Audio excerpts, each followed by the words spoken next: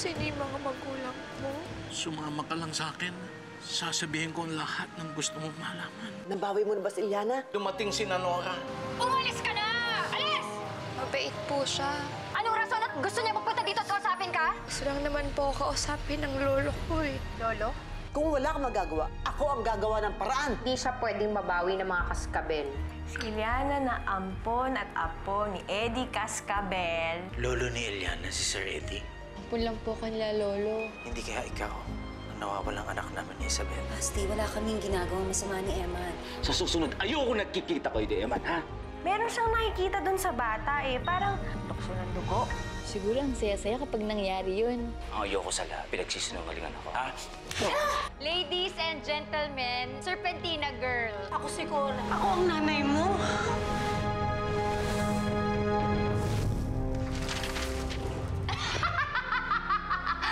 Joke ba to? Ha? Joke? Joke? Gino-joke niyo ako? Hindi ako natatawa. Sorry, hindi ako nagbibiro. Magkano ba kailangan mo? At hindi ko kailangan ng pera. Ang kailangan ko si Eliana, ang anak ko. Hindi ako naniniwala na anak mo si Eliana. Kilala niyo po ako? Ako si Cora. Ako ang nanay mo.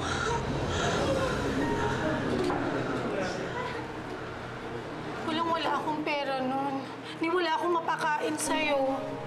Isip ako ng isip ng paraan kung paano mapapabuti ang kalagayan mo. Doon ko naisip na iwan ka sa tapat ng shop ng mga Cascabel. Nung nakita kita sa TV, hanap kita kagad. Gusto ko na muli tayo magkasama, anak. Hindi pwede! Hindi pwede! Hindi pwede! Narinig mo? Hindi pwede! Ano ka? Parang totoo kasi yung... Parang totoo, diba? Sandali lang po. Siya po talaga ang nanay ko. Ayun po kasi yung kwento ng buhay ko eh. Eh wala akong pakialam, Eliana. Hindi ka pwedeng umalis, hindi ako papayag. Hindi mo siya pwedeng makuha sa akin. Ako ang tunay na ina, ako ang may karapatan. Ako napapasweldo, mas may karapatan ako. Dito siya nagtatrabaho. Attorney. Dala po namin ang birth certificate ni Iliana. Kasama na rin dito ang DSWD papers niya. Ito ang magpapatunay na siya ang ina ni Iliana.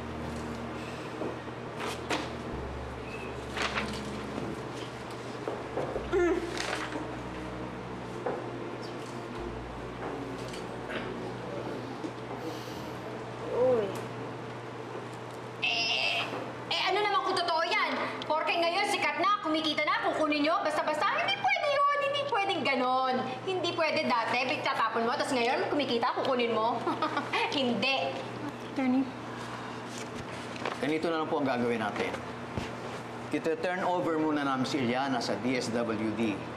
At doon na po natin pag-usapan ng legal ang tungkol sa kaso nito. Pwede po ba? Hindi nga eh! Officer, please. I'm sorry po. Kukunin po namin siya. Come on, let's go. Anak! Anak! Halika na, anak. Halika na, anak. Attorney.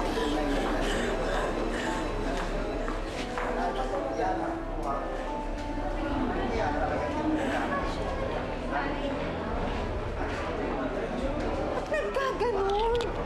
Alam. He! Ang iingay nyo! Chismosa kayo! Umiinom kayo, kumakain kayo ng handa ako, tapos pinagchichismisan nyo kami dito? Silayas nga kayo! Ay, hindi oh. Kumalma lang mo tayo lahat. Tayo pa mag-enjoy ng party. Tayo pa mag-enjoy ng party.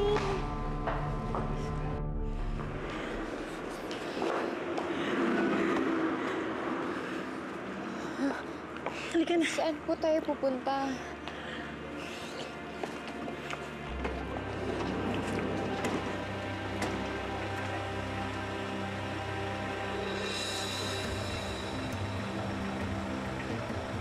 Lola? Iliana, na-miss mo ako. Oras na para umuwi.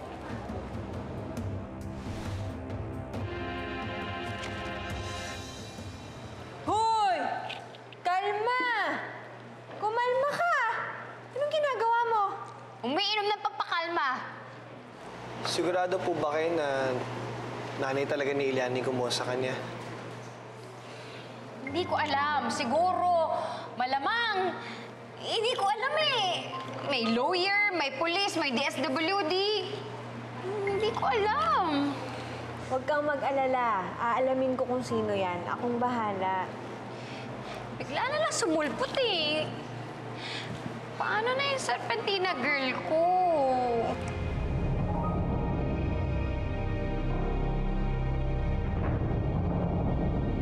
Pasok na yan dito. Pasok! Dali! Ano ba? Bilisan niyo! Uro! Lola,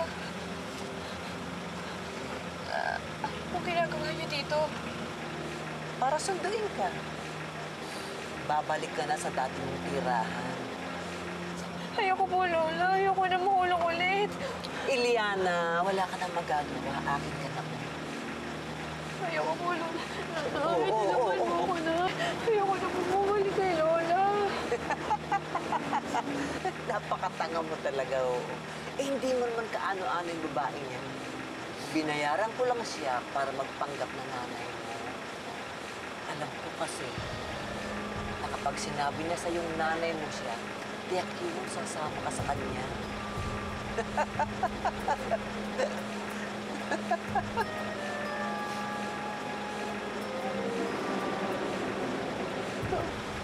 Totoo po ba yung sinabi ng lola ko?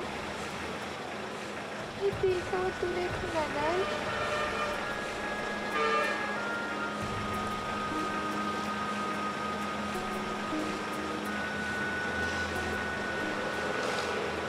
Naloko niyo ako. Kailangan ko na umalis dito. Ay! Bilisan niyo! Dali! Tulungan mo. Sakto, bilis! Lola, ayoko na po.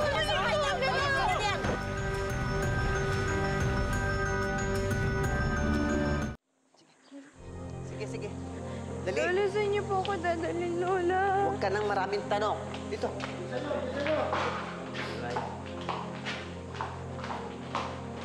Lola, saan po niyo ako dadalhin? Sige, pasok yan doon. Pasok yan doon. Sige. Lola. Alisin niyo siya ako. Dali. At pasasara mo. Ano? Ilak mo yan. Ilak mo maigi. Sarado mo ng gusto. Oh. Cora, Yes, ma'am. bayaran mo sila. Sige. Salamat po, Ma'am Isabel. Oh. Yung usapan natin, ha? Wala kayong nakita, wala kayong narinig. Areglado Sige po, na. areglado po. Sige na, Cora. Sige yung ma'am. Ilina na kayo. Diyan. Diyan ka na babagay. Ang tagal-tagal kitang hinanap. Ngayon, hindi mo na ako matatakasan pa. Lola, ayoko po dito, Lola.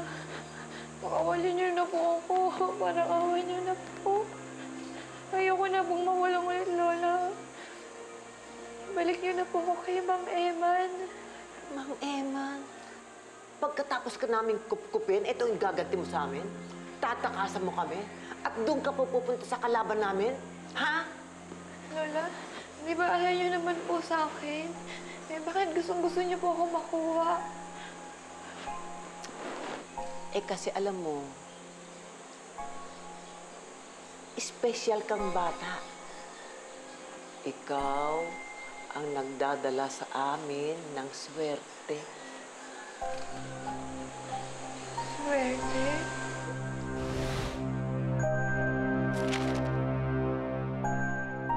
Malas! Hindi na mag-i-invest si Mr. Bergamora dahil sa nangyari kanina. Na-turn off daw siya. Yan naman korang yan. Sa dinami-dami naman ng panahon na susulpot siya. Ngayon pa ang pinili niya. Sigurado ba kayong yan ang nanay ni Iliana? Kuya, kasi yun talaga yung sabi ni Cora eh. At saka sa totoo lang, talagang kapani-paniwala yung kwento niya kanina. Kasi Sabi niya, iniwan daw niya si Eliana sa labas ng tindahan ng mga kaskabel. Tugmang-tugma yun sa kwento ni Eliana, kuya. Hindi kaya nag-iimbento lang yung korang yan? Hindi kasi ako makapaniwalang bigla na lang susulpot ang magulang ni Eliana ngayon.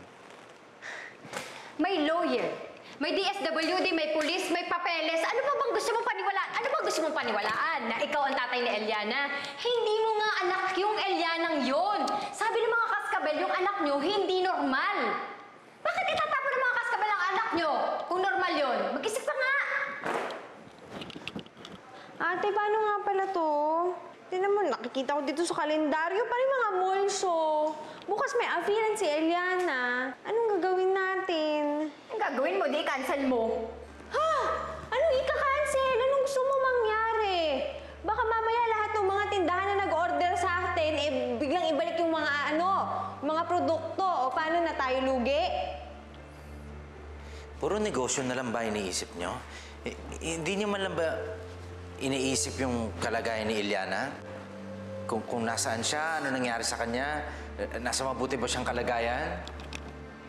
Bakit parang lumalabas na ngayon ay kami naman ang masama? Hindi niyo siya binantayan mabuti. Hinayaan niyo siyang kunin ng ibang tao. Eh, ikaw! Ikaw! Nasaan ka ng event? Ha? Nasaan ka? Ni hindi ka sumuporta? Saan ka ba na pupunta? Lola, hindi ko po kayo maintindihan. Ano pong ibig sabihin niyo ako'y nagdadala ng swerte? Swerte. Makinig ka. Magmula nung dumating ka sa buhay namin, lumago ang aming negosyo. Tuloy-tuloy ang pagdating ng magagandang balita. 18 taon yun. Namuhay kami ng masagana. Pero magmula nung umalis ka, nilayasan mo kami na baliktad ang lahat. Katakot-takot na kamalasan ang nangyari sa buhay namin. Halos mabangkarote kami dahil umalis ka. Pero ngayon, hindi ko napapayagang mangyari uli yun. Nagbalik ka na, Eliana. Babalik na rin ang swerte sa buhay namin. Kaya dito ka lang, ha? Dito ka lang sa akin. Ha?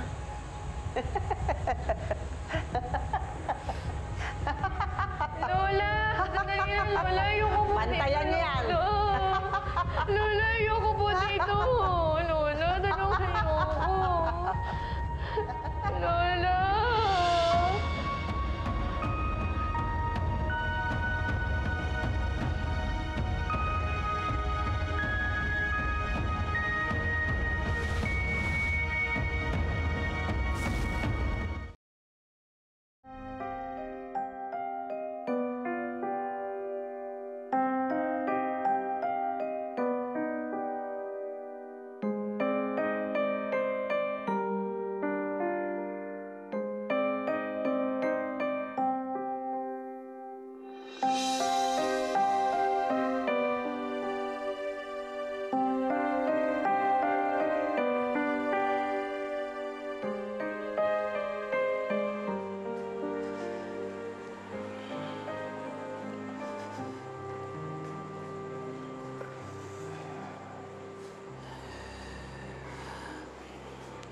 Isabel, I'm sorry.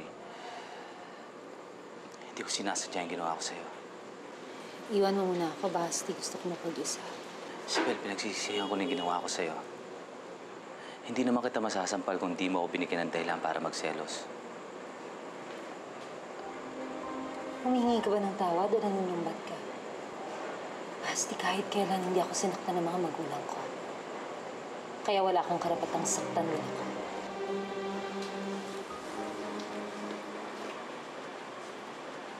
Isabel, sandali lang. Anong gagawin mo? Sasaktan mo na naman ulit ako.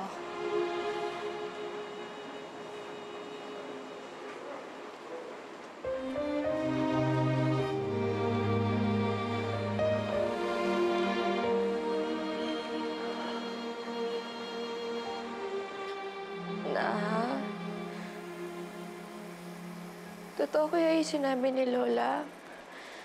Na ako daw yung nagdadala ng swerte sa kanila? Imposible naman yung sinasabi ng lola mo. Kung swerte ka, bakit nandito na naman tayo? Bakit nakakulong na naman tayo? Ganito na lang ba lagi yung buhay natin, ha?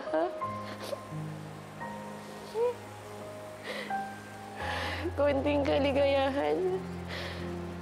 Tapos balik-kulungan na naman. Hindi naman mauubos yung problema natin. Ayoko dito, Eliana. Ayokong makulong uli. Kailangan nating makalabas. Pero paano? Narinig mo naman si Lola kanina, di ba? Mukhang wala siyang balak na palayain tayo dito. Ikaw naman kasi. Nagpaniwala ka kagad dun kay Cora. Umasa talaga ako na... Umasa ako na akala ko nahanap ko na yung nanay ko. Alam mo naman na yun lang yung tangi kong pangarap eh. Ang makilala at makasama yung pamilya ko.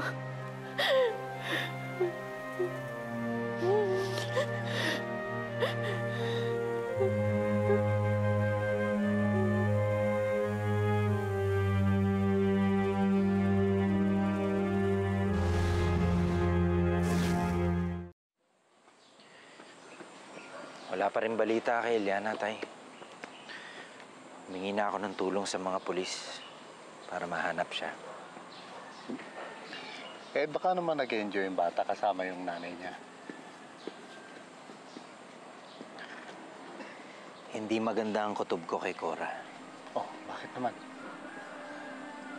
Kung siya nga talaga ang nanay ni Eliana, bakit napakabiglaan naman yung pagsulpot niya at paghahanap sa kanyang anak? Na hindi man lang siya kumonsulta sa amin, bigla na lang niyang inilayo si Eliana. Yun nga ba talagang dahilan o dahil sa umasa ka pa rin si Eliana ang nawawala niyo anak ni Isabel? Napamahal na sa akin si Eliana. Kung siya nga yung talagang anak ko, magiging maligaya ako. Pero kung si Cora naman, kanyang totoong magulang, magiging masaya rin ako para sa kanya. Sa wakas, nahanap na rin niya ang kanyang mga magulang. Sir, mawalang galang na ho. Ano yan, Gabo? Totoo po ba yung narinig ko na nahanap na ni Eliana yung magulang niya? Kinuha na siya ng kanyang ina. Sir, imposible yun, sir. Imposible yung bumalik yung magulang ni Eliana.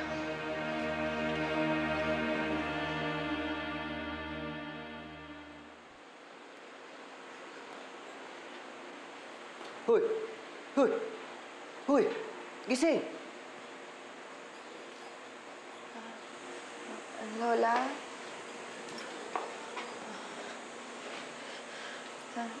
Lola, nasan po si Lolo? Gusto ko po sana siyang makausap. Hindi pwede. Nung hilang kita ko po kasi kay Lolo, sabi niya, aaminin daw po niya sa akin kung sino yung nanay ko. Kilala niyo rin po ba sila? Tumigil ka na nga ng katatanong tungkol sa mga magulang mo. Pwede ba? E kalimutan mo na lang sila. Kaya ka nga pinamigay eh. Ayaw nila sa'yo. Kaya wag mo na silang isipin pa. Oh, bantayan tong maigi ha. Kailangan ko nang bumalik sa amin. Ikaw na bahala sa kanya. Eh, ma'am, hindi kaya ako kagatin ng ahas niya? Ano ka ba? Gamitin mo nga yung utak mo. Nakakulong yung bata eh. Paano ko malalapitan yan? Eh, saan niyo ba kasi nakuha yung bata ngayon? Bakit ganyan yan? Cora, binabayaran kita para bantayan siya, hindi para magtanong ng kung ano-ano. Yes, ma'am. Naintindihan mo? Yes, ma'am. Naalis na ako. Pakainin siya, huwag pababayaan. Oo, ma'am. Busugin yan. Sige.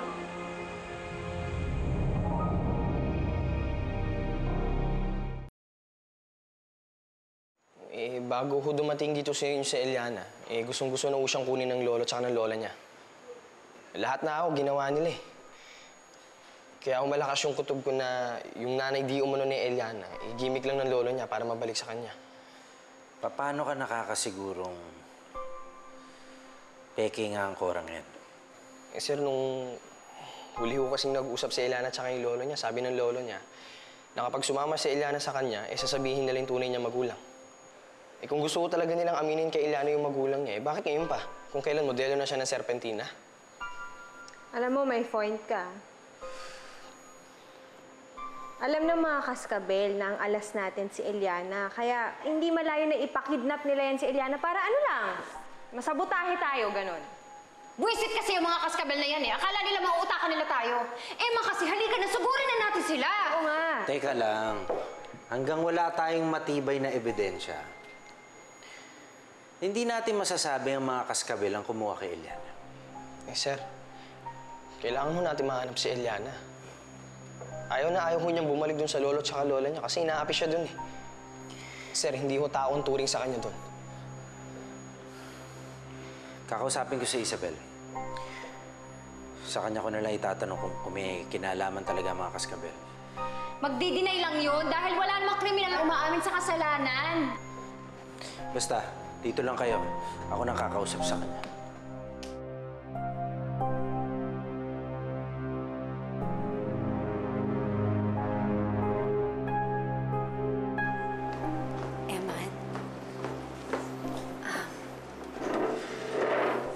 Hindi ako pwede magtagal kasi hindi alam ni Basi na nandito ako. Gusto ko lang talaga malaman yung impormasyon na sinasabi mo tungkol sa anak natin. Kalimutan mo na yan. Nagkamali ako ng hinala. Bakit pinapunta mo pa ako dito? Pwede mo naman sabihin sa akin sa telepono. Meron akong gustong itanong sa'yo. Ano yun? Alam mo ba kung nasan si Eliana? Eliana? Sinong Eliana? Yung model ng Serpentina. Kilala mo ba siya? Teka, parang familiar yung pangalan niya. Minsan na siyang nabanggit ng papa ko. Anak daw siya ng tauhan namin na si Edgar. Sabi niya, inampon siya ng mama at papa mo. Pinatira siya sa bodega. Sa shop ninyo. Pero paano mangyayari yun, Eman? Sigurado ka ba sa sinasabi mo? Oo. Ilang beses na siyang pinuntahan ng papa mo sa amin. Kakaroon ako ng hinala. Baka may kinalaman sila sa pagkawala ni Eliana.